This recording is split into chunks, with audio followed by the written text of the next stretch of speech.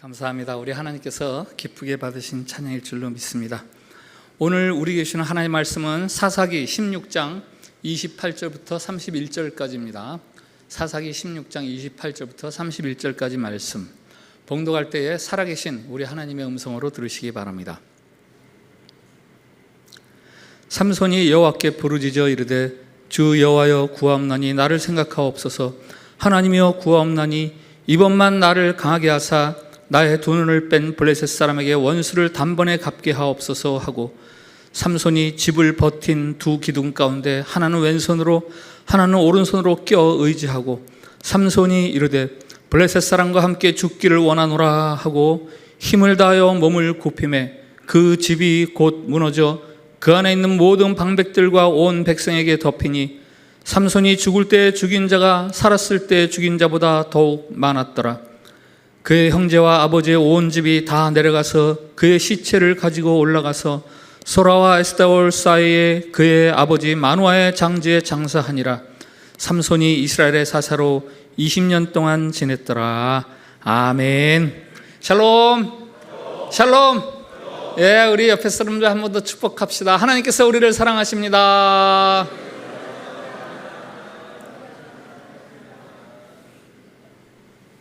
네, 올해 저희 교회 표어가 정신을 차리고 깨어 있으라. 이 표어에 부합하는 성경 속의 한 인물을 찾았습니다. 삼손이죠. 삼손 이야기는 믿지 않는 사람들까지 널리 알려져 있는 아주 유명한 이야기지만 사실 그 핵심을 놓치고 있는 이야기 중에 하나가 삼손 이야기입니다. 이스라엘의 한 장수와 블레셋 여인과의 사랑 이야기가 아니죠. 하나님으로부터 받은 귀한 능력과 사명을 낭비하는 사람, 그리고 인간의 그 같은 실수에도 불구하고 은혜를 베풀어 주시는 하나님의 사랑, 그것에 대한 이야기가 바로 삼손 이야기입니다. 삼손은 태중에서부터 나실인으로 택함을 받았습니다. 나실인, 이게 구별하다 이런 말에서 파생한 말이거든요. 하나님을 위해서 구별되게 살아가는 사람이란 뜻이죠. 이 나실인을 오늘 말로 하면 교회가 헬라 말로 에클레시아거든요. called out from, 구별되게 살아가도록 부름받은 사람들입니다. 그리스도의 이름으로 세상과 구별된 우리가 사실은 다 나실인이고, 성경은 삼손 이야기를 통해서 오늘 예수님을 믿고 교회를 이루고 있는 우리들 이야기를 우리에게 들려주고 있습니다. 나실인 삼손은 남다른 힘을 가지고 태어납니다. 27년 전에 제가 직장생활 15년 하고 그리고 이제 신학대학원 간다고 직장을 그만둘 때 같이 일했던 동료들이 선물을 하나 해주더라고요. 신학대학원 다니고 또 신방 다닐 때 사용하시라고 그러면서 고동색 가방을 하나 선물해 줬는데 그 가방이 샘소나이트, 이 이름이 삼손에서 나온 말입니다. 이 가방을 들면 삼손처럼 힘이 세진다. 그러나 삼손의 이름이 갖고 있는 뜻이 있죠. 작은 태양, little sun, 혹은 태양처럼 빛나는 sunny, 이게 이 삼손이라는 이름의 뜻입니다. 삼손은 태양처럼 힘이 장사였습니다. 그 힘의 근원은 하나님이 블레셋으로부터 이스라엘을 지키도록 삼손에게 정말 남다른 힘을, 그가 태어나고 제일 처음에 한 것이 무엇인가? 물론 울었겠죠. 그러나 그런 건 성경적 관심이 아니니까 그가 남다른 힘을 갖고 태어나서 제일 먼저 한 것이 무엇인가? 성경이 사사기 14장에서 소개합니다. 그것은 한마디로 실망스러운 것이었죠. 그가 부모에게 말합니다. 14장 2절 말씀 한번 같이 읽어보겠습니다. 시작. 내가 딥나에서 블레셋 사람의 딸 중 한 여자를 보았습니다. 이제 그를 맞아요 내 아내를 삼게 하소서. 아멘. 딥나라는 블레셋의 도시에 가서 여자를 보았습니다. 삼손이 이 여자의 매력에 끌려서 결혼을 하겠다고 부모에게 얘기합니다. 부모가 그를 말리죠. 아니, 이스라엘에 여자가 없다고 그 할례받지 않은 민족의 여인과 결혼을 하려고 하느냐? 부모의 결혼 반대 이유는 그저 사사로운 취향 때문에 반대하는 게 아니에요. 혈통 때문도 아닙니다. 할례 받지 않은 블레셋 사람, 신앙적인 이유예요. 신앙적인 이유. 사사기는 시대적으로 출애굽한 이스라엘이 광야 시대를 거쳐서 약속의 땅 가나안에 들어가서의 일이죠. 가나안 땅에 들어간 이스라엘이 직면한 시험들은 무슨 적과 싸워서 땅을 점령하는 군사적인 그런 위협이 아니었습니다. 그것은 일종의 문화적인 위협이에요. 농경 문화, 가나안 땅은 농경 문화잖아요. 창고 문화. 와, 수확을 해서 창고 가득 저작물을 쌓아두는데 와, 멋있다. 이렇게 살고 싶다. 그들은 유목민족이에요. 그리고 광야길을 걸으면서 매일 그저 하나님이 공급하시는 일용할 양식을 먹으면서 살아왔는데 쌓아놓고 살거든요. 매력적이죠. 그 문화 속에 배어있는 바알 숭배 사상, 저장 문화, 이것이 성경에서 말하는 야훼 신앙, 그것과 반신앙적인 삶이죠. 이어령 씨를 아실 거예요. 그가 죽기 전에 한국 교회가 직면한 문제에 대해서 이렇게 언급을 했습니다. 한국 교회의 위기가 아니라 문명의 위기가 온 것이다. 한국 교회의 위기가 심각하지만 보다 근본적이고 광범위한 위험은 새로운 문명의 흐름이다. 문명이 점점 비종교적으로 변하고 있고 종교의 권위와 역할을 과학이 대신하고 있다. 하나님 대신 인간이 만들어낸 과학적 지식과 체계를 더 신봉하는데 이것은 인류 문명이 스스로 파국을 향해 가는 것과 마찬가지다. 이 신앙과 문화가 뒤섞여 있는 싸움에 눈 뜨고 살아야 된다라는 한 성각자의 경고죠. 삼손의 부모가 삼손의 결혼을 반대하는 이유는 무슨 혈통적인 이유? 그런 거 아니고 신앙적인 이유였습니다. 그러나 삼손은 막무가내죠. 삼손이 부모에게 하는 말을 들어보세요. 내가 그 여자를 좋아하니 나를 위하여 그 여자를 데려오소서. 내가 그 여자 좋아. 이거를 히브리어 성경을 직역을 하면 그 여자가 내 눈에 좋사오니, 그 여자가 내 눈에 좋사오니. 사사기 전체의 핵심 구절 간간히 소개를 해서 아실 거예요. 한번 같이 읽어볼까요? 네. 같이 읽습니다. 시작. 그때에 이스라엘의 왕이 없으므로 사람마다 자기 소견에 옳은 대로 행하였더라. 아멘. 저게 사사기의 핵심 요절이에요. 이스라엘의 왕이 없으므로 사람들이 각각 다 자기 좋은 대로, 자기 소견대로 살았다. 자기 소견대로, 이게 자기 눈에 좋은 대로 아닙니까? 삼손이 그렇게 살았어요. 하나님의 특별한 기대와 사명을 지니고 태어났으나 그런 건 아랑곳하지 않고 그냥 내 눈에 좋은 대로 살아가는 거죠.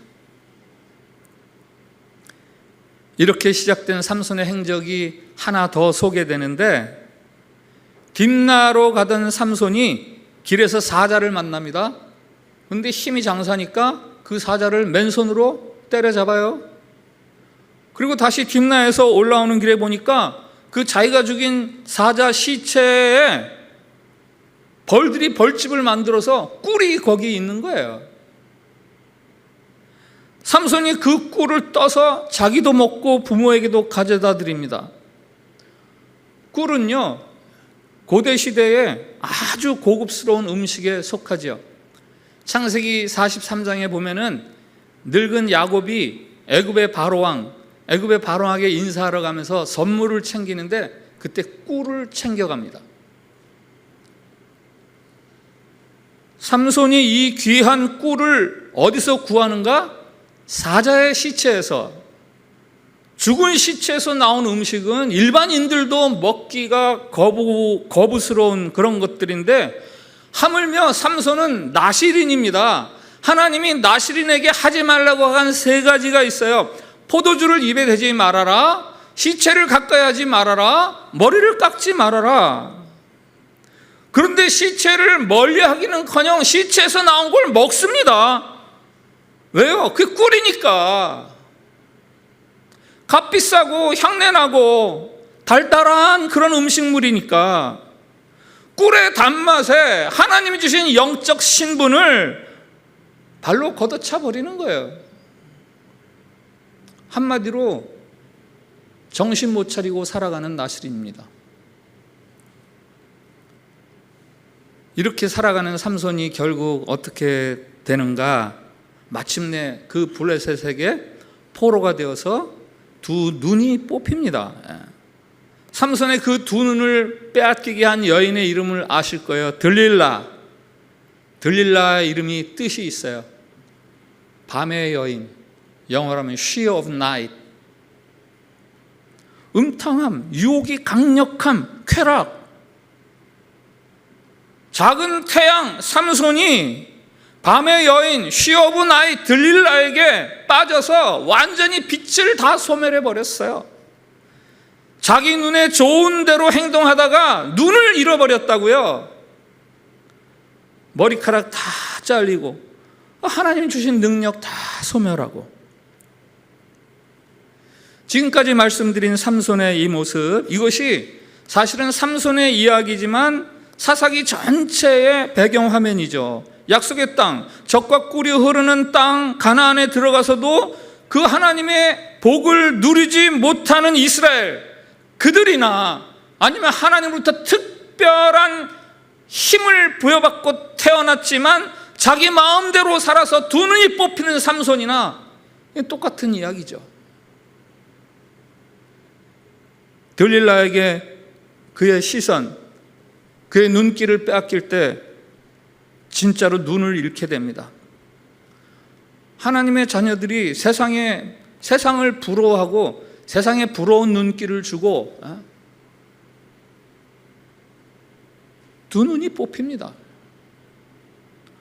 오늘 설교 제목은 꿀과 밤에게 정신을 빼앗긴 나실인. 한번 같이 읽어볼까요? 시작. 꿀과 밤에게 정신을 빼앗긴 나실인. 혹시 삶에 활력이 없고 믿음의 능력을 잃어버려서 고민되세요? 내 눈이 어디를 향하고 있지? 이걸 꼭 점검하셔야 돼요. 하나님을 떠나서 엉뚱한 것을 바라보고 있지 않은지 꼭 점검해야 합니다. 성도의 힘과 능력은 오직 하나님으로부터 오는 거예요.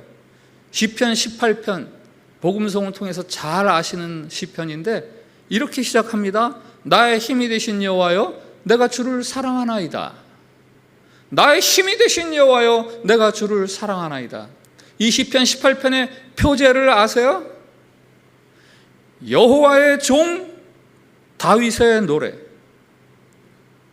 보통 시편을 읽어보시면 알겠지만 다윗의 노래, 누구누구의 노래 이렇게 나오는데 여기는 다윗의 노래라고 안 하고 여호와의 종 다윗의 노래. 여호와의 종이 여호와를 주인으로 섬기고 살아가는 사람이 부르는 노래 첫 구절이 나의 힘이 되신 여호와여, 내가 주님을 사랑합니다. 신자의 힘은 하나님의 종노릇하는 데서 힘이 나는 겁니다. 하나님의 종노릇하는 사람은 그 일성이 하나님이 내게 힘을 주시네 예요. 하나님 외에 다른 것을 주인으로 모시고 종노릇하면, 다른 것에 내 눈길을 주고 방황하면서 살아가면 하나님이 부여하신 그 모든 아름다운 능력과 사명, 그런 것들을 다 소멸해버려요. 두 눈이 뽑히고 세상 앞에서 조롱당하는 거죠. 삼손이 무너져가는 과정을 보세요. 16장 16절 한번 같이 읽어보겠습니다. 시작. 날마다 그 말로 그를 재촉하여 조름해 삼손의 마음이 번뇌하여 죽을 지경이라. 아멘. 주어는 들릴랍니다. 들릴라가 날마다 그 말로 그를 재촉하고 졸라서 삼손이 번뇌해서 죽을 지경이다. 들릴라를 가까이 하는 삶이 삼손의 삶이 어떻다고요? 번뇌가 충만하다고요. 번뇌가 끊어지질 않는다고요. 이 세상의 꿀과 밤이, 술과 쾌락이 날마다 우리 가까이서 우리를 재촉하고 우리를 조릅니다. 그래서 우리를 번뇌하게 합니다. 신자의 번민, 마음의 번민, 삶의 고민, 이것들은 하나님이 금하신 것을 내가 가까이 할 때 생기는 겁니다. 그래서 성경이 경고하잖아요. 악은 모든 모양이라도 버리라. 버리라. 이 버리라는 동사는 아주 강력한 의지를 가지고 행하는 적극적인 행위예요. 버리라.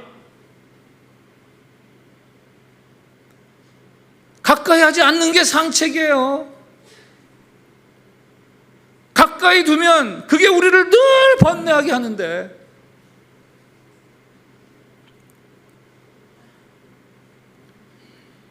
블레셋에게 포로가 된 삼손, 그가 어떻게 해요? 블레셋 사람들 앞에서 두 눈이 뽑힌 채 재주를 부리면서 조롱을 당하죠. 블레셋은 삼손을 바라보면서 자기들의 신을 찬양하고 삼손을 비웃고 더 나아가 이스라엘의 신 하나님, 여호와 하나님을 모욕합니다. 그림을 한 장 보겠어요.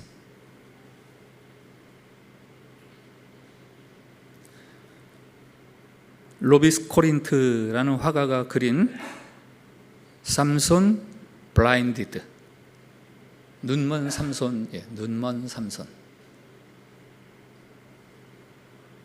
모습이 좀 처참하죠? 혹시 나를 그린 건 아닌가? 혹시 나를 그린 건 아닌가?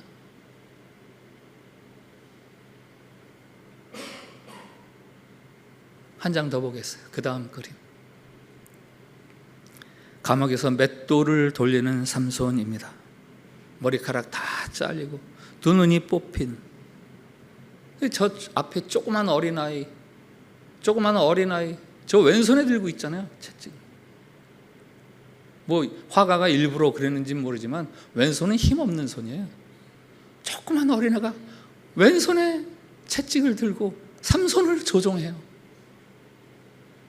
저 문 밖에 쳐다보고 있는 사람들은 다 아낙네들이에요.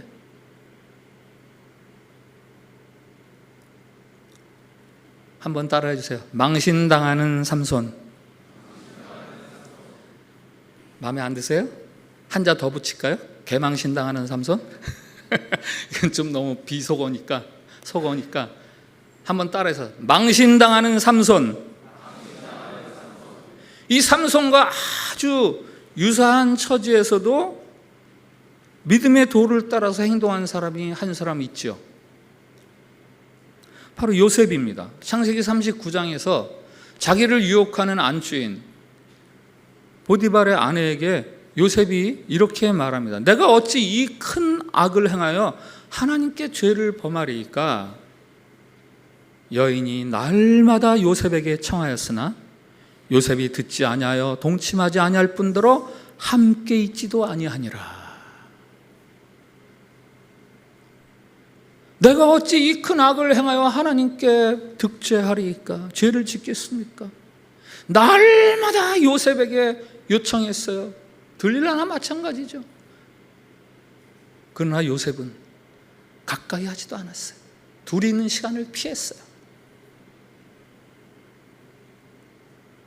하나님을 경외함으로 이 유혹을 이기는 거죠. 삼손은 요셉처럼 단호하지 못했어요. 하나님이 주신 힘을 자신의 탐욕을 위해서 사용했고 결국 두 눈이 빠져서 수치를 당하는 거죠. 이게 바로 삼손 이야기에서 우리가 기억해야 하는 첫 번째 메시지. 망신당하는 삼손.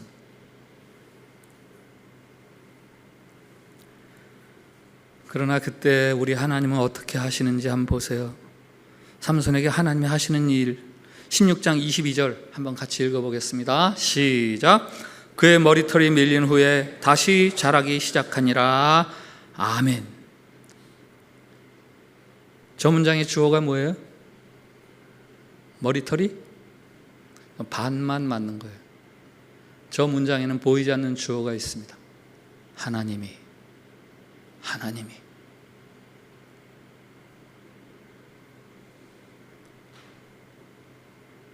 연약한 삼손에게 은혜를 베풀어 주시는 하나님에 대한 내용이에요.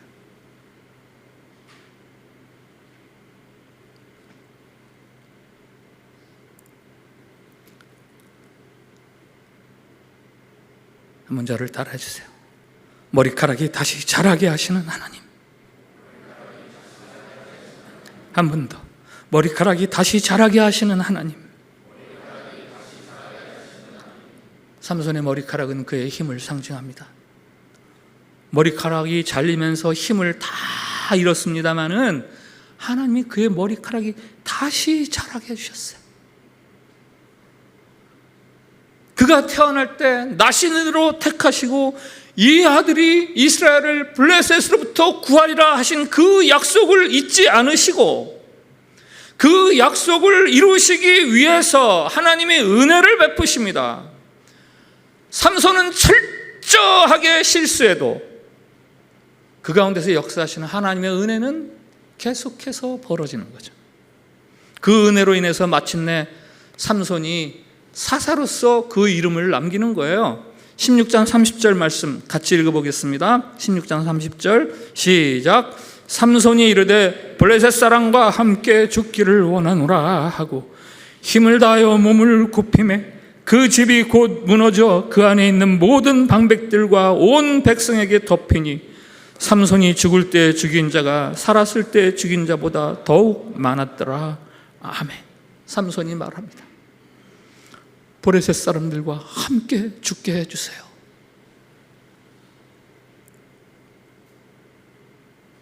하나님께 선택받았지만 잘못 살았던, 자기 마음대로 살았던 삼손, 두 눈이 빠져서 이미 하나님에게 드려질 제물로는 한없이 부족하기만 한 삼손, 그가 가장 초라한 모습으로 하나님 앞에 기도하는 거예요. 주님, 이제 제게 남아있는 건 초라함 뿐입니다. 혹 이 초라함, 이것도 받아줄 수 있으시다면 제가 블레셋과 함께 죽을 수 있게 해주십시오.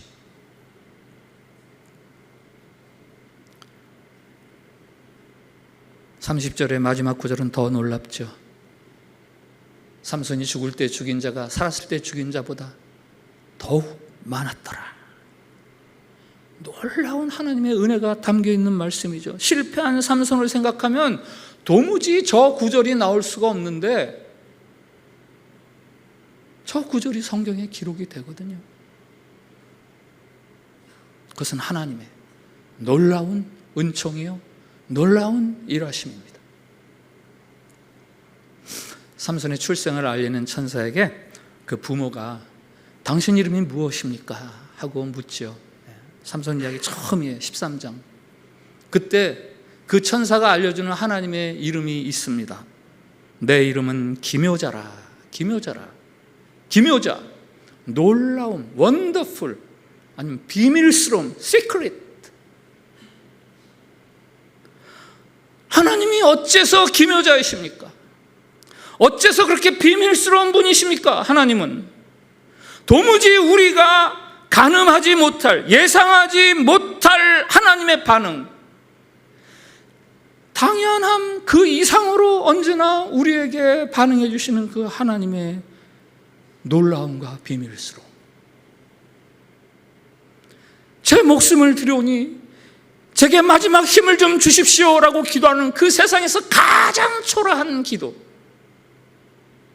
그러나 하나님께서 그걸 받으시고 그가 살아서 행했던 그 어떤 것보다도 더 위대한 하나님의 일을 이루게 하시는 거예요. 이러한 하나님의 은혜가 사실은 그 이전의 삼손의 삶에 또 있었어요. 삼손이 블레셋과 싸우다가 뭐 1대 다수로 싸웠으니까 너무 기진해서, 뭐 아무리 힘이 세지만 너무 기진해서 더 이상 싸울 힘이 없습니다. 그때 하나님께 부르짖어요. 그랬더니 하나님께서 그 앞에서 샘을 터뜨리셔서 그 샘물을 먹게 하시면서 힘을 얻게 하십니다. 한번 같이 읽어볼까요? 사사기 15장 18절 19절 시작. 삼손이 심히 목이 말라 여호와께 부르짖어 이르되 주께서 종의 손을 통하여 이 큰 구원을 베푸셨사오나 내가 이제 목말라 죽어서 할례받지 못한 자들의 손에 떨어지겠나이다 하니 하나님이 레이에서 한 우묵한 곳을 터뜨리시니 거기서 물이 솟아나오는지라. 삼손이 그것을 마시고 정신이 회복되어 소생하니 그러므로 그 샘 이름을 에낙고레라 불렀으며 그 샘이 오늘까지 레히에 있더라. 아멘. 삼손이 그것을 마시고 정신이 회복되어, 에낙고레, 저것은 이름의 뜻이 부르짖는 자의 샘입니다.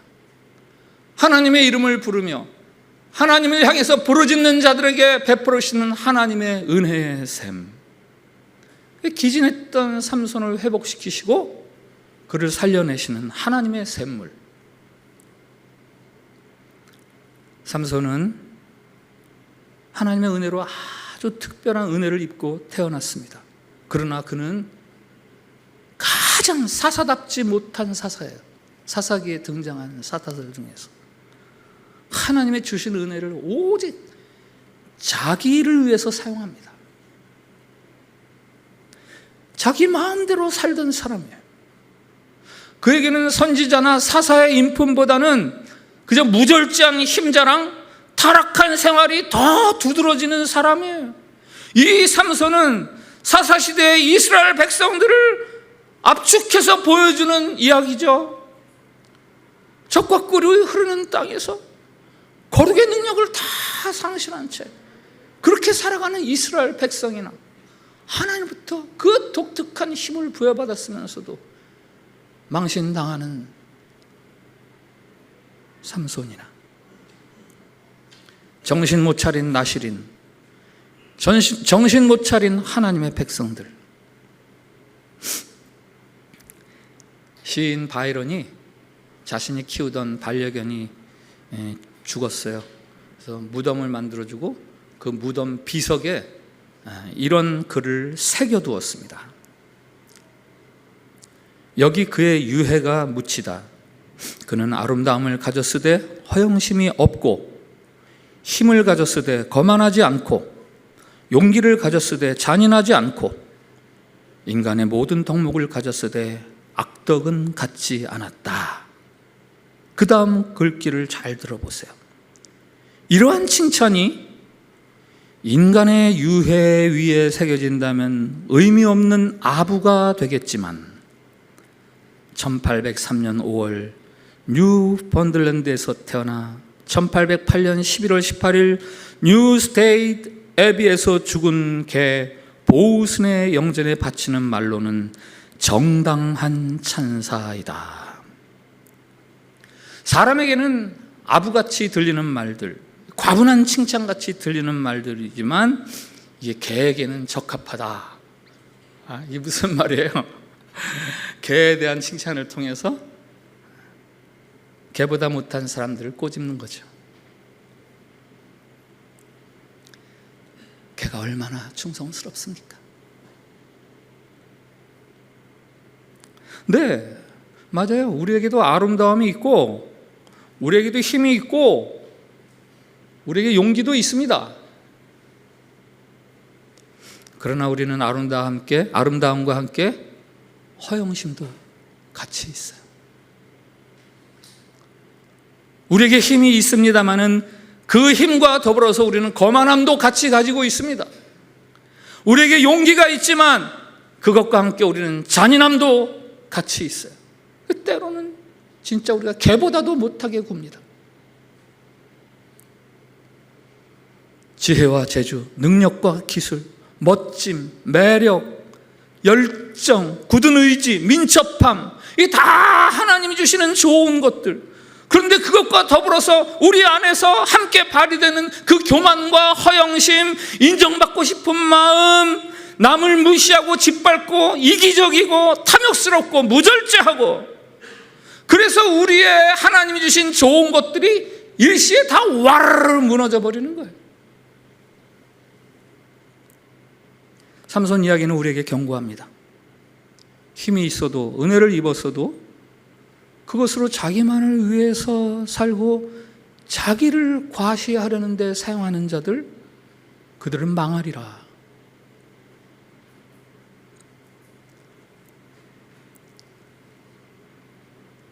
예수 그리스도의 피로 십자가의 은혜의 세계 속으로 부름받은 여러분, 함부로 살지 마세요. 함부로 살지 마세요. 우리는 세상 사람들과 똑같이 살아서는 안 됩니다. 하나님의 백성들은 하나님을 모르는 사람들과 달라야 돼요. 채우고 쌓아두어서 평안할 수 있는 우리네 삶이 아닙니다. 그리스도를 모르는 사람들과 똑같이 살려고 할 때 거기에는 결코 만족이 없고요, 거기에는 오히려 번뇌가 많아요. 과거를 바라다 보면 그냥 후회만 남고, 미래를 바라보면 걱정과 근심, 불안함만 남고.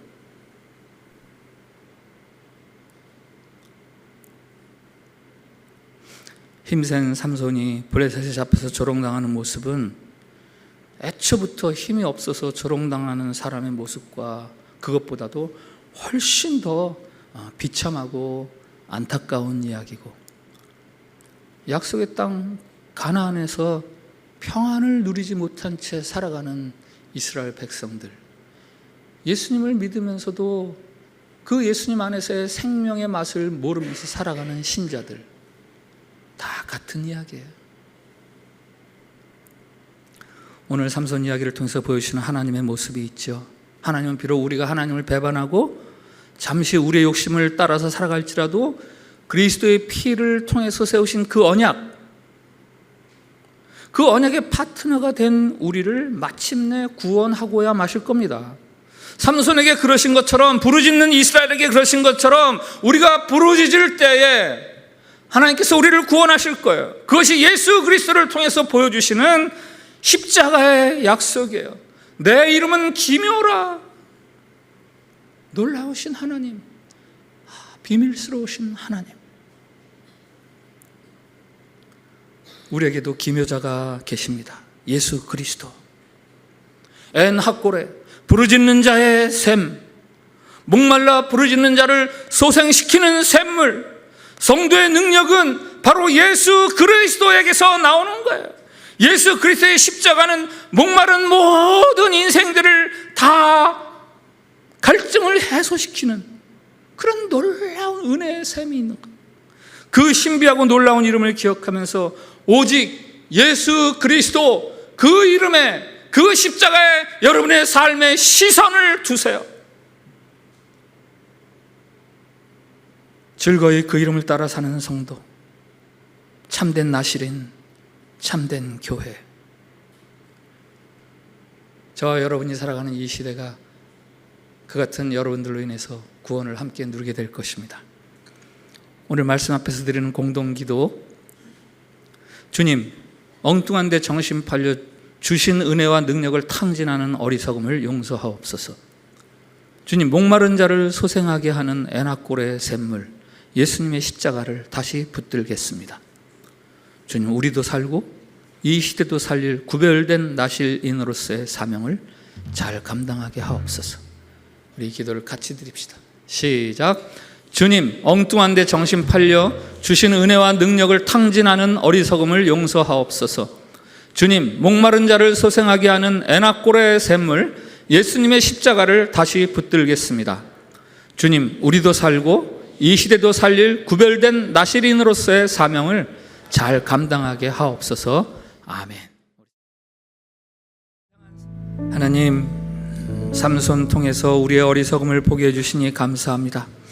이 시대를 구원하기 위해서 우리를 불러주셨건만 예수 그리스도의 은혜의 세계를 알게 해주셨건만 우리는 자꾸 은혜를 떠나서 세상과 짝하여 살려고 했습니다. 세상을 자꾸 바라보고 있습니다. 주님, 우리를 불쌍히 여겨주시고 우리에게 에나꼴의 샘물을 마실 수 있게 해 주시옵소서. 우리의 영혼을 소생시켜 주시고 복음의 능력을 회복하게 해 주시옵소서. 십자가의 은혜와 사랑을 회복하게 해 주시옵소서.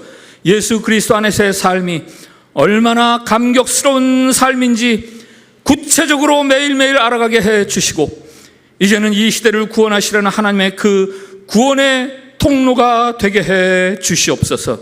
이 시대의 나실인, 이 땅을 위한 나신으로 이 한 해를 살기를 원하오며 예수님 이름으로 기도합니다. 아멘.